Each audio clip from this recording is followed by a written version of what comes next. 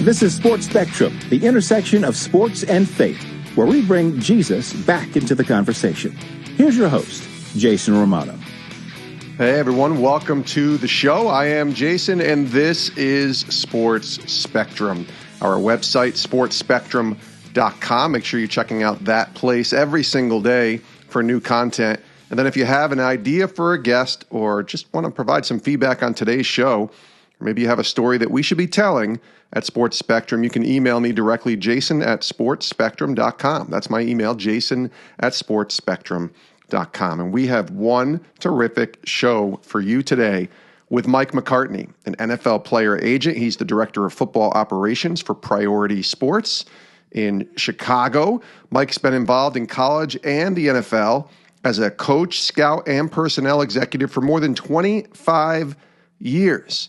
And his father is the legendary College Football Hall of Fame coach, Bill McCartney. So Mike learned about football and coaching and that world from a pretty young age. Mike actually worked as a quarterbacks coach and assistant recruiting coordinator at Colorado from 1987 to 1989 with his dad, Bill McCartney, turning Colorado into a national power before he moved on, Mike McCartney that is, to North Carolina for the 90 and 91 seasons, and then worked for 6 years in front offices as a college and pro scout with the Bears, and moved on to the Philadelphia Eagles, where he was the director of pro personnel and on a track, potentially, to become an NFL general manager. And he was a key contributor in transforming the Philadelphia Eagles from a 3-13 club to a team that was 2 games away from the Super Bowl. And then Mike walked away from that side of football to become a player agent. He tells the story, it's a pretty cool one, where God was really wrestling with him a little bit on a crossroads moment in his life to make a decision to not continue working in front offices with the NFL, but to continue working in football, but as a player agent. And he was the first top-level front office exec in the NFL to leave the league during the salary cap era for a major football representation firm. And he's a guy that is an X's and O's guy. Like he certainly does contracts, but he can watch and evaluate games, and he tells you what he does. He says his obnoxious man cave is where he hangs out and watches games on Saturday and Sunday. I want to come over to Mike's house and watch some games with him sometime, but he has a strong, firm foundation in his faith in Jesus that was passed on from his dad, like I said, the legendary Bill McCartney, and we talk about all of that. This is a fascinating conversation with Mike McCartney, and it's coming to you in just a second. First, we want to say thank you to our partners here at Sports Spectrum. First, our newest partner, Convoy of Hope, a faith-based nonprofit organization with a driving passion to feed the world through children's feeding initiatives, community outreaches, and disaster responses. Just recently, when they had the really cold spell down in Houston in the Texas area, and there were people who were dealing with conditions they never thought they would deal with down in Texas. Well, Convoy of Hope was one of the first people there to be on the scene and provide people with necessities, things that are needed, just basic things that are needed, like, food and clothes and hot meals, groceries, school supplies, socks, shoes. I mean, just your basic necessities. That's where Convoy of Hope comes in, and they're doing great work. And right now, they need you in their starting lineup to join their favorite players and teams in partnering with Convoy of Hope to fight hunger, poverty, and suffering in the U.S. and throughout the world. Check them out at convoynation.com to learn more and the great work Convoy of Hope is doing at convoynation.com. We're also presented today by our friends at Ronald Blue Trust. And if you have questions about your finances, where do you go? Where do I put my money in? What am I investing in? What do I do with as far as budgets and bill paying? Listen, Ronald Blue Trust is the place to turn. Their advisor is applying biblical wisdom and technical expertise to help their clients make wise financial decisions. And we all want to experience clarity and confidence. And really what it's all about is leaving a lasting legacy. That's what Ronald Blue Trust does. That's how they help. And that's what they're all about, applying those biblical wisdom and technical expertise, biblical knowledge, comprehensive financial services. Check them out at ronblue.com to learn more about Ronald Blue Trust, ronblue.com. All right, let's get to our conversation with Mike McCartney, not Mike McCarthy. That will be the Dallas Cowboys head coach. This is Mike McCartney, the NFL player agent. You'll see why I said that in just a second. Mike joins us here on Sports Spectrum. Take a listen.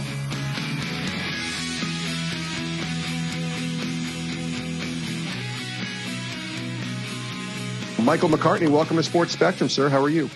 I'm doing great. You call me Michael, and it just reminds me of growing up and my mom mad at me. So we'll go with Mike from this point forward. I promise you, it will be Mike going forward, my friend. I promise you that. Well, Mike, welcome to the show. And the funny part is when you say we'll go by Mike and people hear Mike McCartney, I'm a Cowboys fan. I've been a Cowboys fan for a long, long time. And obviously I'm objective as well, but I don't hide my fandom for the Cowboys. And that's my favorite team. And their head coach is Mike McCarthy, Thy. You're Mike McCartney, like Paul McCartney. And yet the Twitterverse just seems to struggle, Mike, with distinguishing you from the Cowboys coach. And as Dallas was having a rough go this past season, you were the brunt of a bunch of wacky tweets from fans, I thought, but you decided to play along, and it was just masterful. So let's start there. I have to imagine Sundays took a different tone for you this past season when the Cowboys were playing. Well, certainly.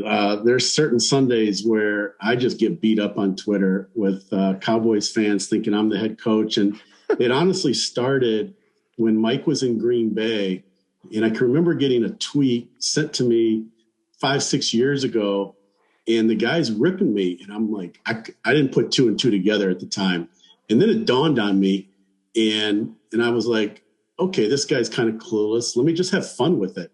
And so just really from the first tweet on, I've tried to just engage as if maybe I am Mike McCarthy. And so I reply in kind, and it's taken a life of its own this past year for sure.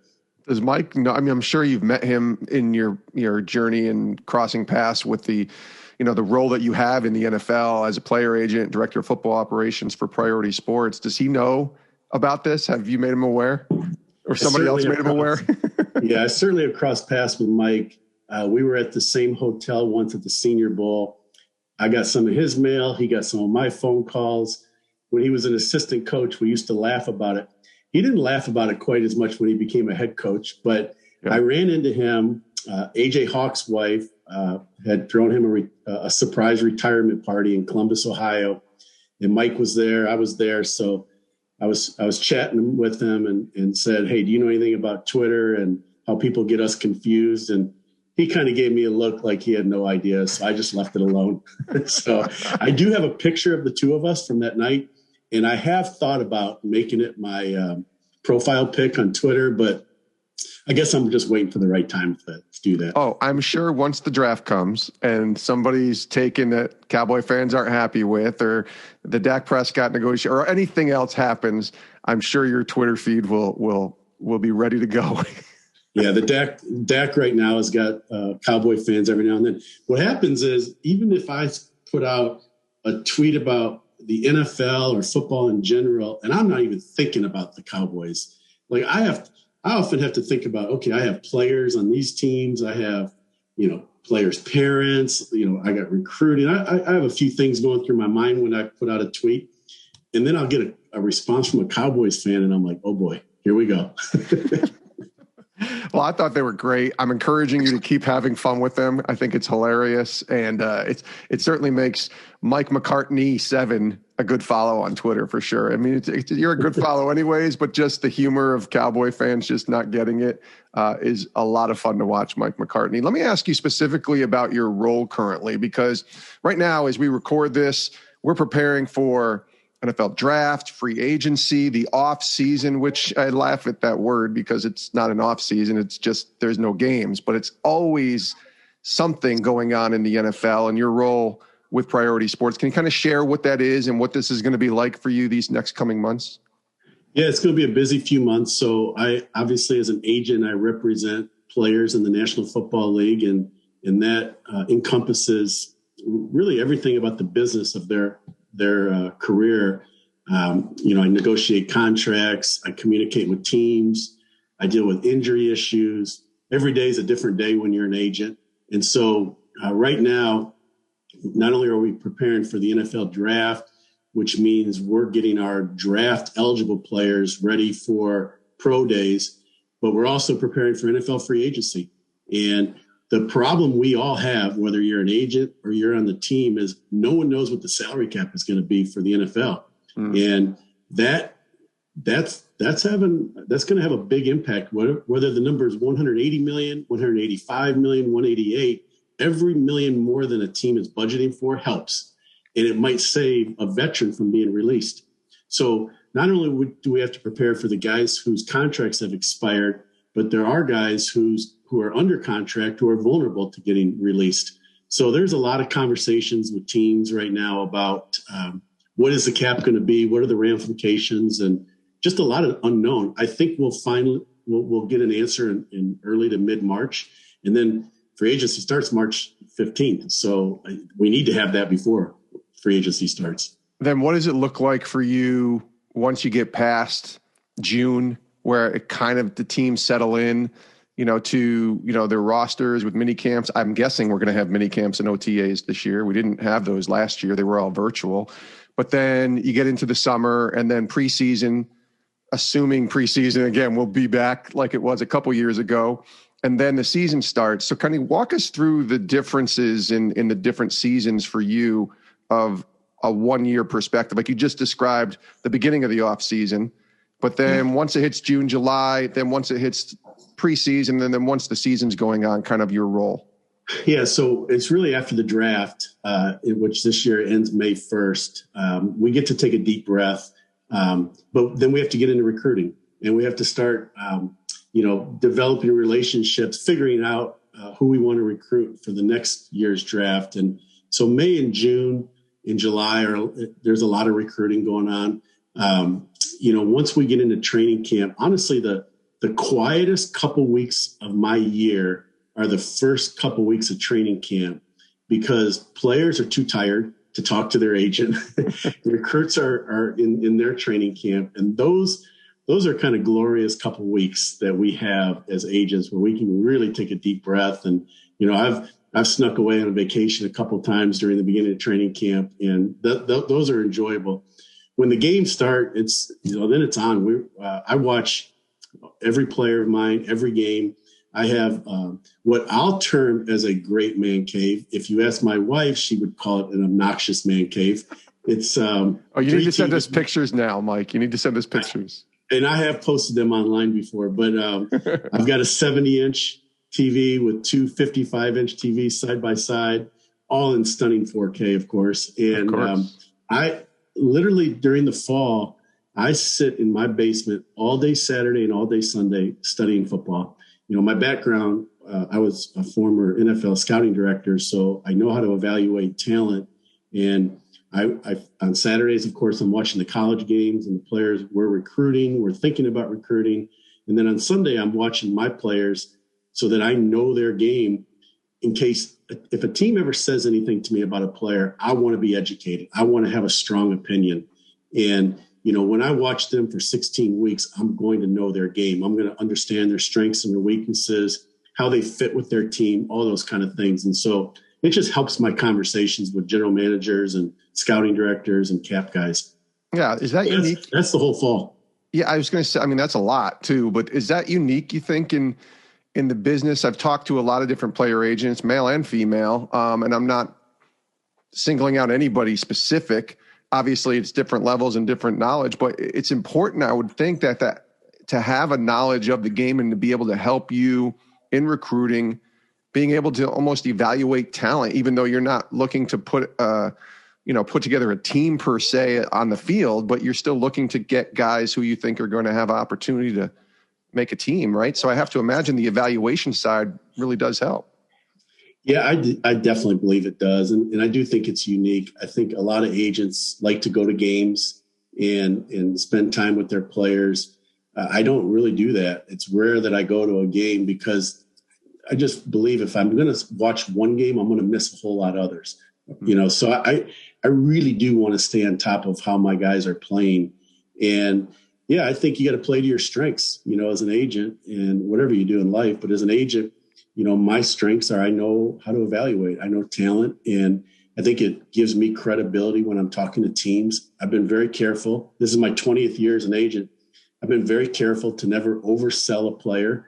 I think if you do that, you lose your credibility. So I'm very honest about my players. But I also have a lot of passion when I believe in them and their strengths and their positives. And so that's what I try and focus on. But yeah, the evaluation piece, I do think probably separates me. And again, you got to play to your strengths. A quick break from our programming to tell you about our newest partners and sponsors here at Sports Spectrum, Convoy of Hope, a faith-based nonprofit organization with a driving passion to feed the world through children's feeding initiatives, community outreaches, and disaster responses. Their goal is to bring help and hope to those who are impoverished, hungry, and hurting. So you need to check out convoynation.com. That's the website, convoynation.com. A great program to align with. Listen, we're all looking for places to serve, to give our money and know that it's going to help someone else. That's what Convoy of Hope is about.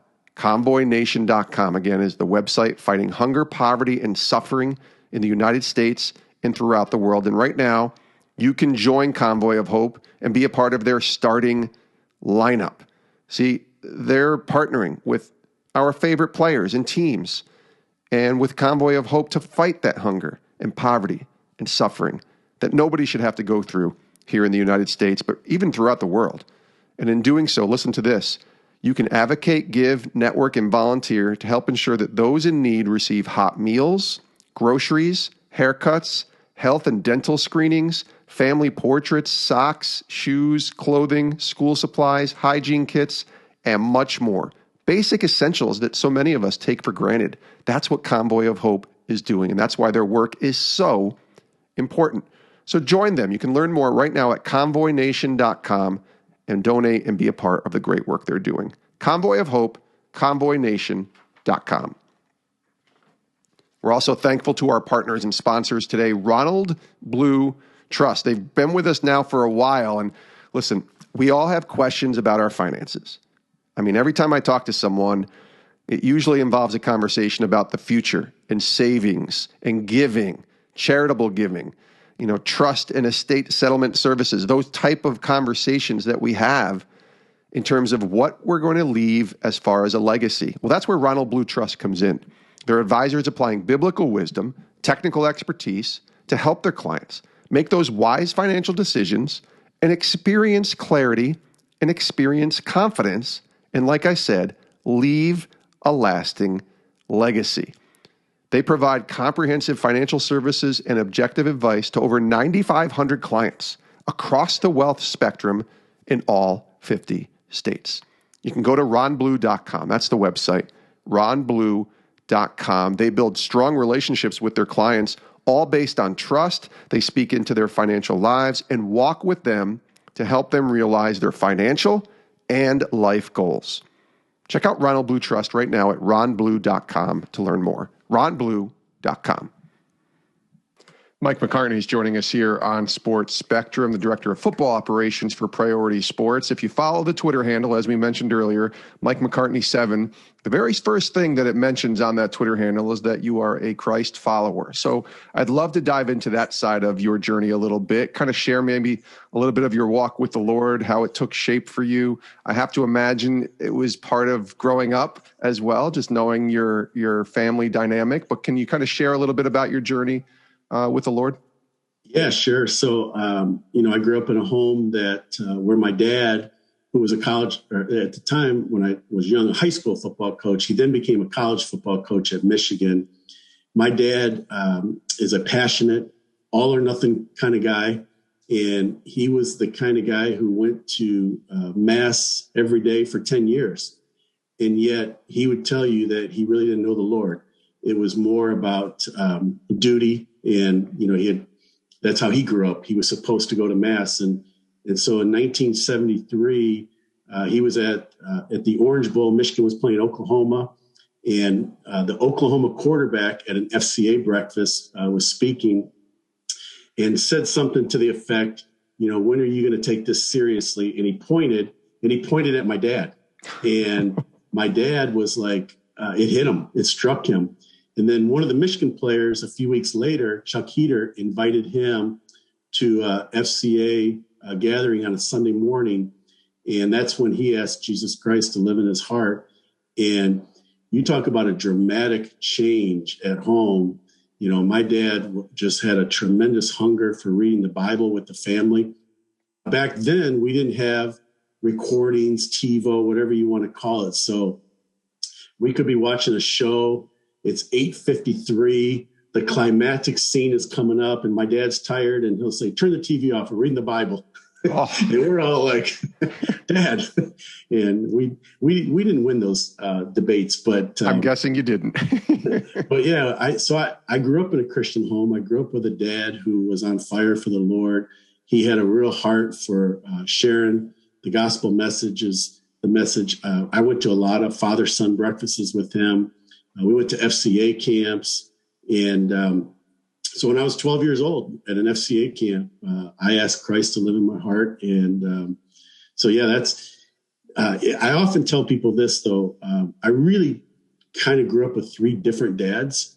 You know, my first dad was a religious dad. As I explained, he went to church every day for 10 years, but he really didn't know the Lord. It was religion. It was do's and don'ts, right? And I'm not sure that's the most attractive thing to a young guy. Then my dad in 74 asked Christ into his heart. And as I said, things began to change, and he had a heart for the gospel. But there was something missing for my dad. And he will tell you this. He would tell you it was faith 1, family 2, and football 3rd. But we at home knew that wasn't the case at all. It was football 1, faith 1A, and we were a distant 3rd. So I did grow up with a dad that, as much as he loved the Lord, he still looked right through you. He didn't really listen all the time. He wasn't always there. And then November 19th, 1994, he announced his retirement after a Colorado win. Colorado was ranked in the top 5 in the country. They were going to go to the Fiesta Bowl to play Notre Dame. And he and my mom in the locker room announced that he was retiring. Well, that's when he really changed. God got a hold of his heart, and he retired to put my mom first. They had chased his football dream for 30 some years, and it was time to sort of start chasing some of her dreams. But he changed dramatically as a father and as a husband. And so I'm very blessed to have grown up in a Christian home. I look back fondly on it. And yet it was when I was a young adult where my dad really changed as well, and became much more of a father and someone that he was always, the Lord always had a huge part in his life, but it really changed him, and as a young adult, it was meaningful. Well, that's what I was going to say. Can you kind of elaborate on how it changed you? So it changed him, but you're this 20-something kid trying to make your own way, and you're coaching, I think, early on. You were a coach with him as you were getting your master's. You went to North Carolina. Then you were in, like you said, a pro scout, college scout. So you're in the game, but you see this kind of transformation really happen in a different father in a way. And I've seen that a little bit with my dad, too. I'm just wondering what that did for you in your walk. Yeah, what a great example, right? Like, just to watch him and to watch my mom. There was an incident that put my mom sort of in a tailspin in the early 90s, and their marriage was struggling. And so then when he, a couple years later, retires, and just to see her smile and have just complete joy and be vibrant again. What a great example that was. And then our family dynamics were better. We would always get together July 4th as a family. So I'm the oldest of 4, and 2 of us lived out of town. We would always come and stay at my parents' and just get together July 4th every year. And so it was a great family time. And my dad just wasn't as distracted. Like July 4th before college football season, when you're coaching, is still a time to take a deep breath. But when you're a college football coach, the phone can ring at any point with somebody in trouble, Mm-hmm. Yeah. And just, you never know. Like, we couldn't hardly ever go on a vacation without something happening to somebody, some player at Colorado or Michigan. So just the distractions were gone, and he was so much more attentive. I can remember one time he wanted to show us how to be a servant, and he literally washed the feet of every McCartney in the family as we sat in a circle after reading the Bible. So just there's a lot of examples like that. Well, how can they not impact you as a young father at the time, trying to raise my 4 children?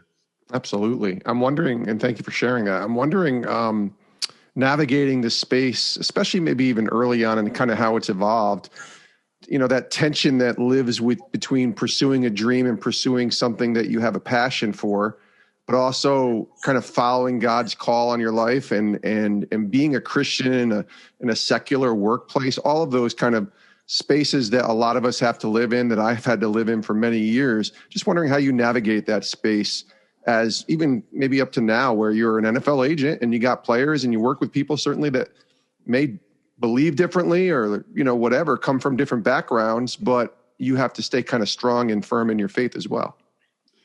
Yeah, well, I go back to when I was on the team side. I got hired by the Bears in '92 and I was single. It was easy. I just would go to work and I didn't have to worry about coming home to anybody.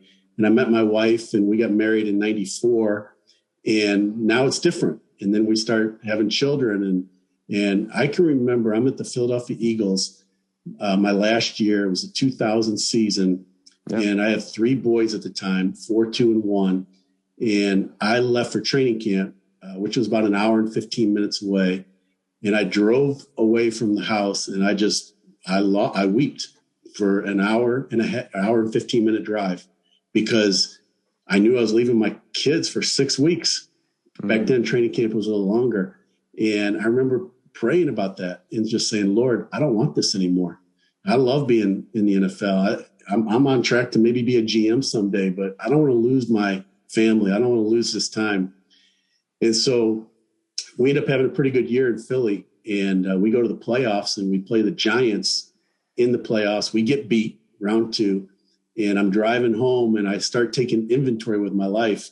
And I share this story when I recruit, and I tell players, don't take inventory after a tough loss. Don't do it. Wait a day or 2. Yeah. And it just really, on that drive home, hit me like a ton of bricks. I'm going to wake up in 20 years and ask to raise my kids, because I'm just like my dad. I'm so obsessed with winning. And I was getting up at 4:30 in the morning, getting to the office, so I wasn't seeing my kids. Now, I tried to get home most nights, and usually it was 5 minutes before they went to bed, put the boys to bed, look at my wife, and fall asleep. And I knew I was on the wrong track. And even when I was home, I was distracted. I was thinking about winning a Super Bowl. So after that, I prayed long and hard and decided that it was time to leave the team side. And that's what really prompted me becoming an agent. And as you said, there are days that are still tough. Being an agent isn't. There's a lot. You have to work hard. There's a lot of hours attached to it. Yeah. There are times where your players call and you have to be there for them. So I think one of the things that I've tried to do is while I'm home, just answer the phone if it's player related. Most calls can probably wait till the next day. And so I tried to establish pretty early that I wasn't going to answer the phone unless it was one of my players directly. And then really sit down with my family and just talk to them about, when a tough season was going to come up, like free agency, if it was going to be a 2-week stretch that was going to be tough, just sit down with them and explain, hey, Dad's going to be really preoccupied these next 2 weeks. I'm going to be taking calls late at night, or early in the morning. Just understand that it's not going to last. It's just a 2-week, saga at this point. So yeah. Just trying to communicate with my family, because I can definitely get very tunnel vision on work, just like anybody. Sure. I can relate completely. And I wonder too, because the navigation of going from, it's this pivotal moment. I tell people, for me, I had that moment too. It was a little later, but of just wondering, if I go down this path, there's a very good chance I'll never see my family for whatever it is, 6 months, eight months out of the year. And if I go this path, I don't know where that's going to necessarily be, but now I at least know I don't want to go down that path. But being a player agent isn't necessarily, I mean, it's a unique path as well, right? And it's not something that you maybe thought about. Maybe you did when you were younger, but what was it that made you go to that route, to go into the player? Was there a conversation with someone and they just kind of said, you might, with your talent and evaluation, this might be a fit here? Or was it a direct path on something that you said, you know what, I want to go try this player agent thing? That's a great question. And I used to really enjoy going in the locker room when I was on the team side and talking to players. And I found that a lot of players really didn't understand their role when they were on the team. The NFL stands for the No Feedback League. And a lot of players really struggled. And I was always very honest with players. For most of my 9 years on the team side, I was the Turk. I was the guy that had to tell them, hey, come see coach and bring your playbook. And I would actually, have the conversation. And I just was real honest with guys. I would tell them, hey, you're a guy we would be interested in bringing back. Or I would say, hey, we're never going to bring you back. Just want you to know the truth. Mm-hmm. And so I think learning early on that being really honest was good, because players I don't know if everybody in the NFL on the team side appreciates this, but players are really smart in many cases, and they just want the truth. They may not like the truth, but they want the truth so they know how to handle a situation. And I kind of figured that out early on. So I would go in the locker room, have conversations. And so when I was thinking about leaving the team side, I felt like I have something unique to offer players, having been on the team side, understanding the game of football, having dealt with agents for 9 years, understanding there's some limitations there sure. with the people I was dealing with. So I just felt like I had something unique. And so when I became an agent, obviously my strength was knowing the game of football, and I had to really study contracts at that point. And so the first couple of years, I spent a whole lot of time studying contracts, and I admit now that I was clueless. And I had done a couple things when I was on the team side, but I was clueless. And back then, first round contracts were really difficult. And I would take every single one of them and recreate them in an Excel spreadsheet that I created. And I would ask a lot of questions. And I finally got to the point where I had that aha moment. Like, I get it now. I can follow what's going on. And so that was my goal. Is I knew football, but I had to learn more of the business side and the money side as well. So that was a challenge initially. And what about, I'm curious for you, discipleship, Mike, because it's an environment, and I mean specifically kind of with regards to the work that you do. I asked you kind of balancing what's that look like being a Christian, but discipleship for you, staying connected to the Lord in an environment, by the way, that's, as you kind of mentioned, but is clear. It's a very tough environment, very cutthroat in a lot of ways. I'm sure there are war stories and probably some really unfortunate stories that you could share that we won't share here, right?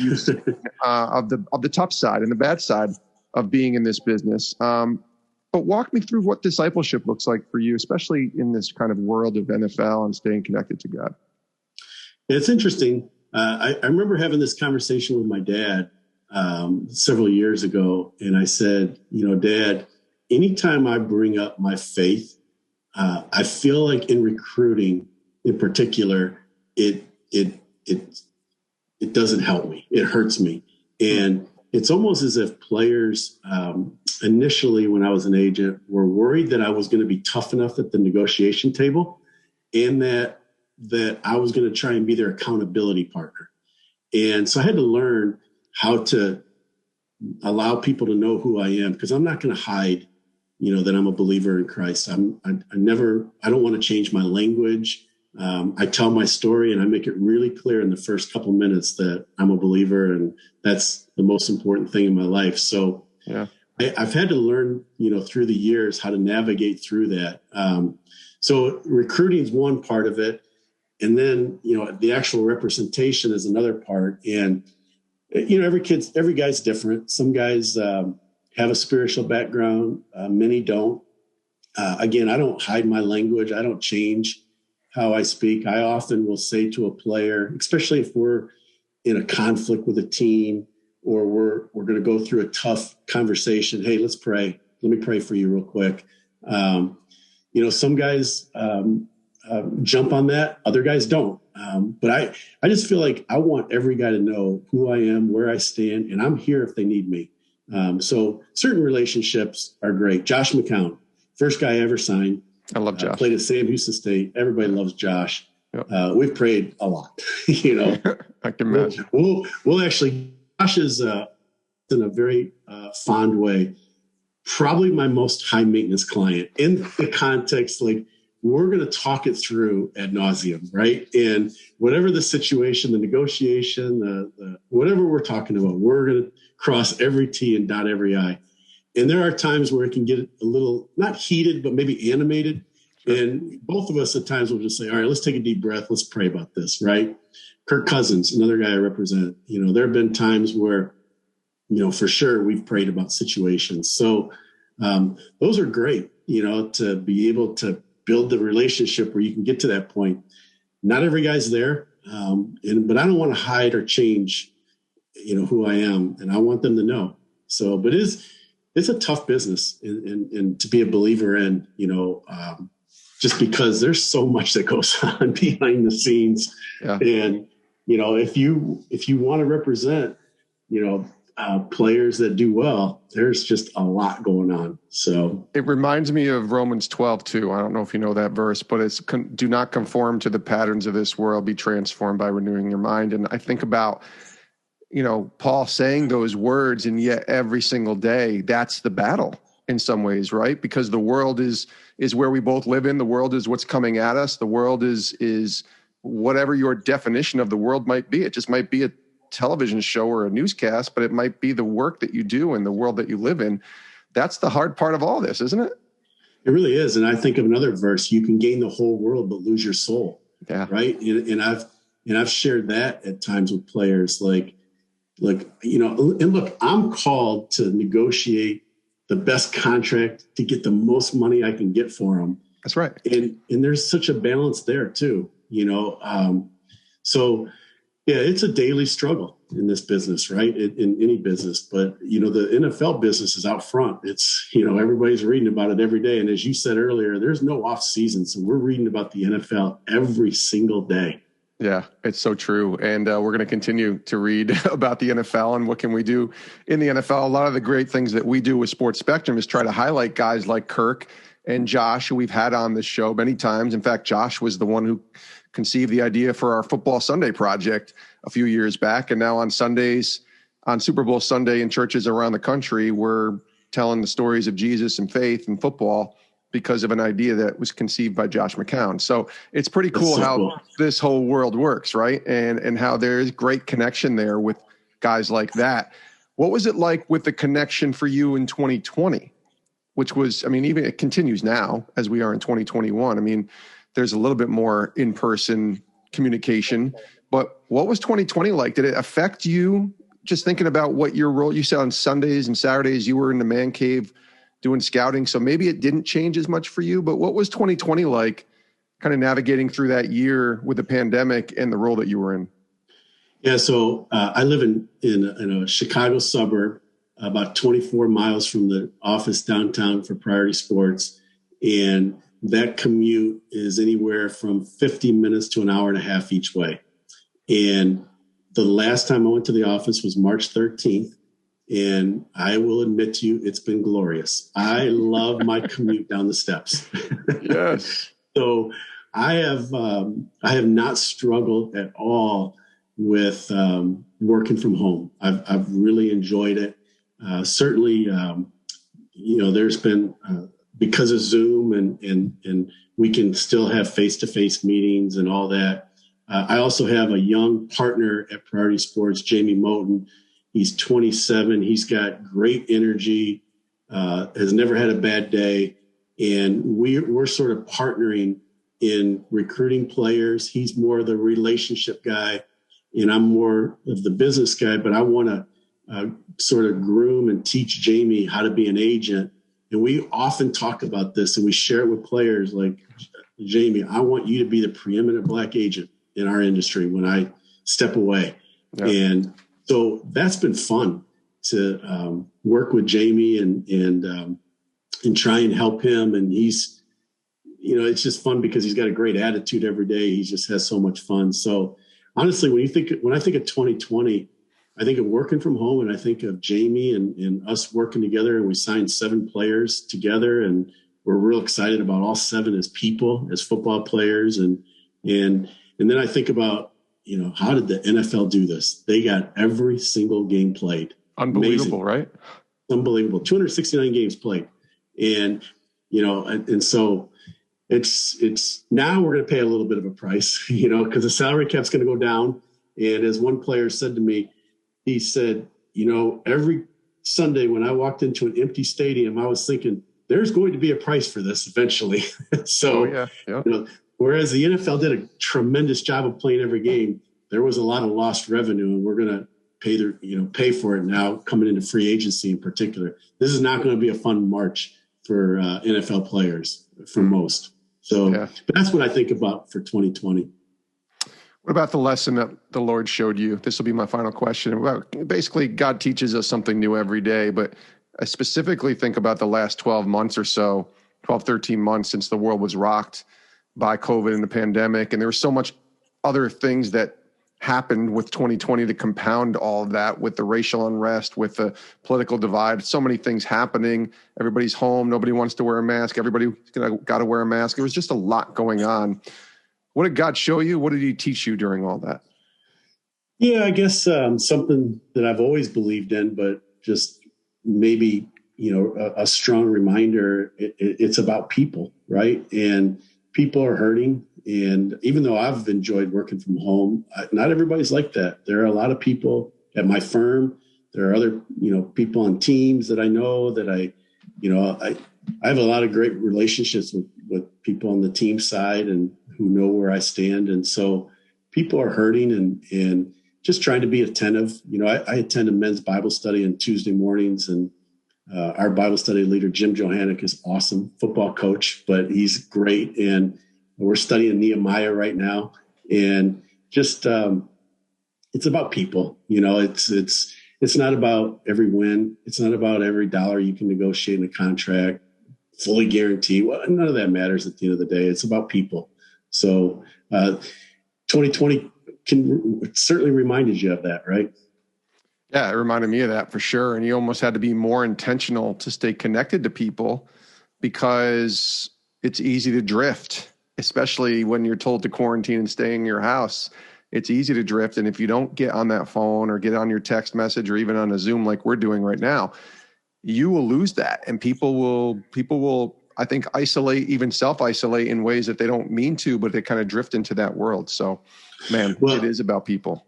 And I found that my wife, it wasn't easy for her to have me home all the time, all of a sudden, right? And so I recognized that I was disrupting her world greatly.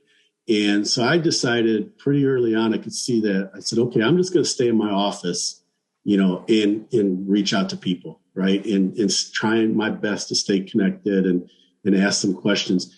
We think back to May and June when the Black Lives Matter issues were coming up strongly. And it was a great opportunity to really talk to guys and just say, hey, let's talk. How are you hurting? I want to hear from you. Where can I help as a white guy? Right. So there were a lot of those kind of conversations, but I have stayed in my office purposefully, for almost a year now, just to make sure that my wife, who's only a few feet away from me right now, but can't hear me, can have her time to get, alone that she needs. Well, but it was something that I'm glad I recognized it. Absolutely. And I've heard a lot of stories like that, but my wife and I both work from home currently, but we were working from home before the pandemic. So we had developed a rhythm that I have an office upstairs in our spare bedroom that I've created into an office where I am now. My wife has an office down in our basement where she is. And it's almost like we get up, we have like a little time together in the morning, but then we both go to work. She goes downstairs, I go upstairs, and we might have some time during the day to see each other, but we're both kind of locked into work. So when we're done, then we both just kind of meet downstairs in the kitchen, and it's just like kind of going to a job. We're just home doing it. But yeah, there's a rhyme and a rhythm to this, especially for those that have been married a long time and have someone in the sports industry that's usually gone for the day or out, and then suddenly they're home all day. That'll test your marriage, right? For sure. And so it was important to understand that we got to have a little boundary here. I had to have boundaries for her. But the other thing I really enjoy is I can remember the first time or two I just need a 5 or 10 minute nap. I'm a 5 to 10 minute nap guy. Right. Yeah. And I would go lay on the couch and she's like, "You're disrupting me." And I'm like, no, don't worry. I'm not going to hear a thing you say. I'm just going for my 5 or 10 minute nap.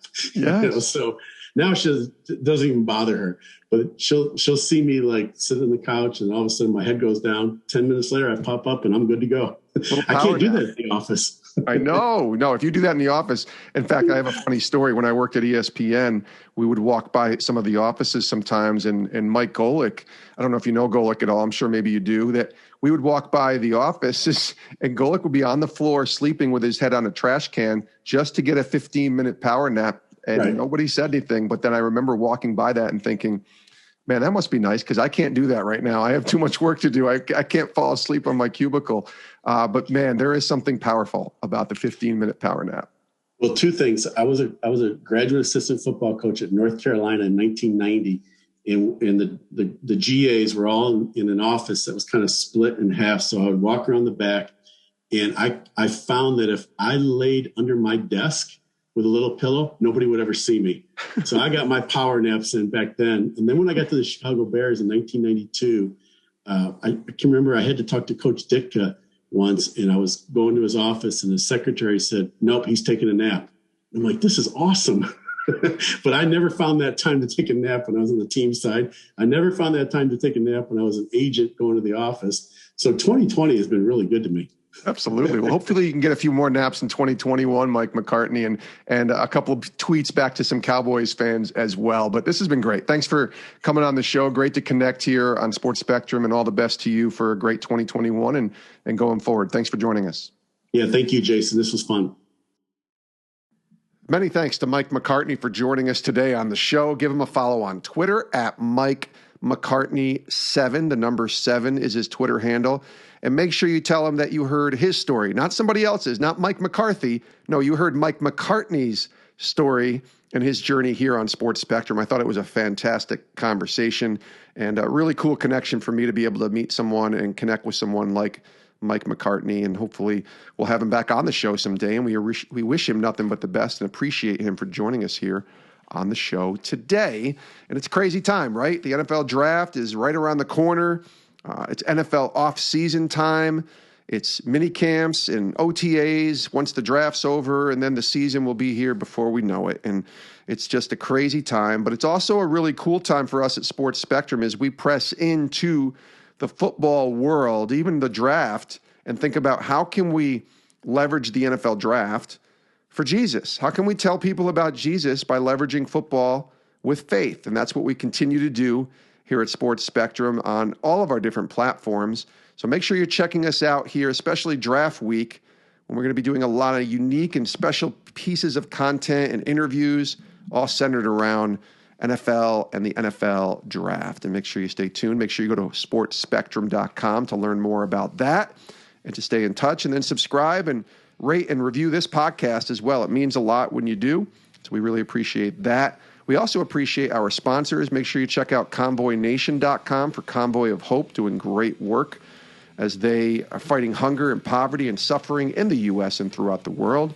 And then Ronald Blue Trust. If you have financial questions that you want answered, we can't recommend Ronald Blue Trust more. They got it figured out. Let's put it that way. And we love them. They're great partners with us. Check them out at ronblue.com to learn more, ronblue.com. Thanks for joining us. We'll see you next time right here on Sports Spectrum. We love you guys. We hope you all have a great rest of your day. Please do stay safe, and we'll see you next time right here on the show.